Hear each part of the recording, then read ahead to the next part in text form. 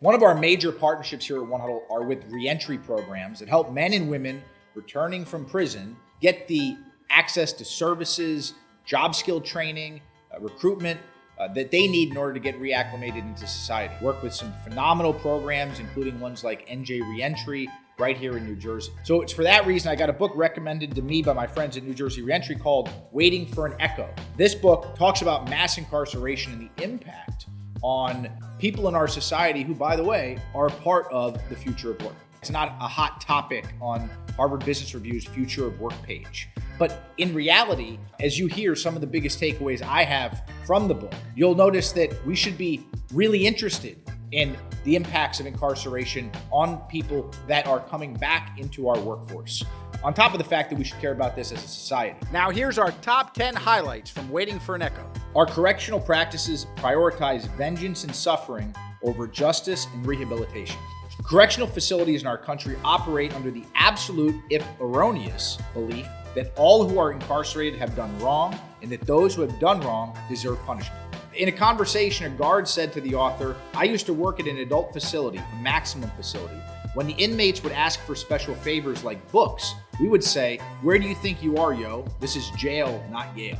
Also talks about incarceration and the impact on our youth. Psychosocial deprivation in childhood has been demonstrated to physically alter the brain structure at cellular and molecular levels.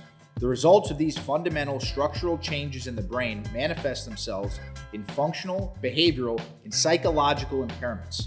In other words, experience builds brain circuitry, and the way these circuits are wired is reflected in the ways children learn, develop, and behave. There is a neurological rationale to adolescents' tendency to ignore the consequences of risk. Studies of brain development show sensation-seeking drives in humans peak around the age of 15.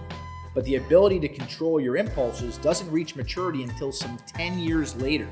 In fact, the frontal lobes of the brain, which are largely responsible for controlling impulses, contain some of the last areas of neural circuitry to mature, with their development continuing into our mid-20s. In the name of safety and punishment, prison constraints prevent incarcerated men and women from becoming more educated, more skilled, and more whole.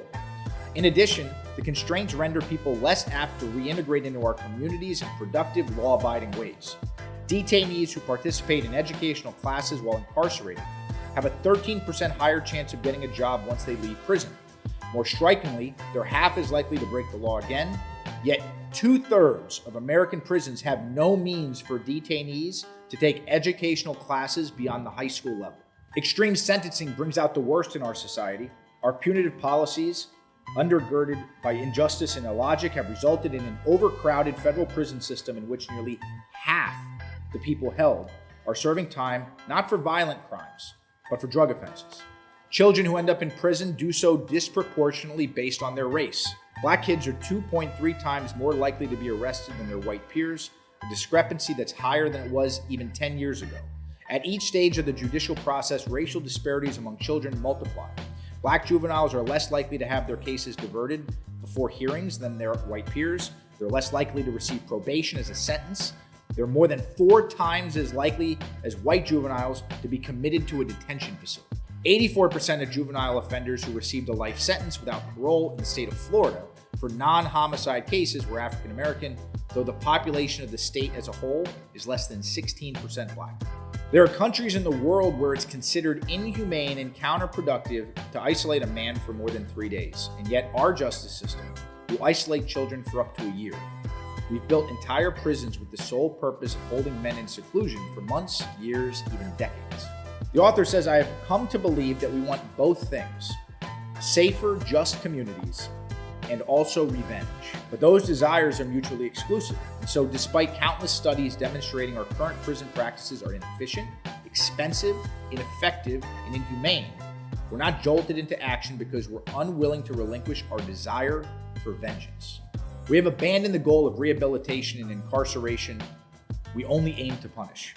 Our methods of punishment harm prisoners serving and satisfying our reflexive fury in the short term. But once these harmed men and women return to our cities, to our port authorities, and to our neighborhoods, our methods of punishment prove in the long run to harm us all." The author closes with this: "We must avail ourselves of a choice, and we must first be honest. Not everything that is faced can be changed, but nothing can be changed until it is faced, quoting James Baldwin.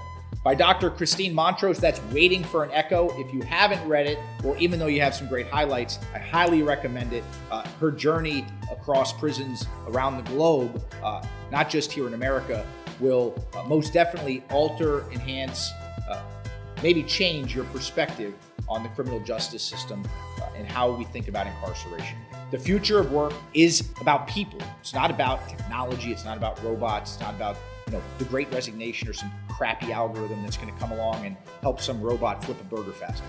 It's about people, and it's our responsibility as talent leaders to better understand every worker. Because until we create a workforce where everybody can compete, everybody can play, everybody has a fair shot, we will create a workforce that will never reach its full potential. Now, back to work.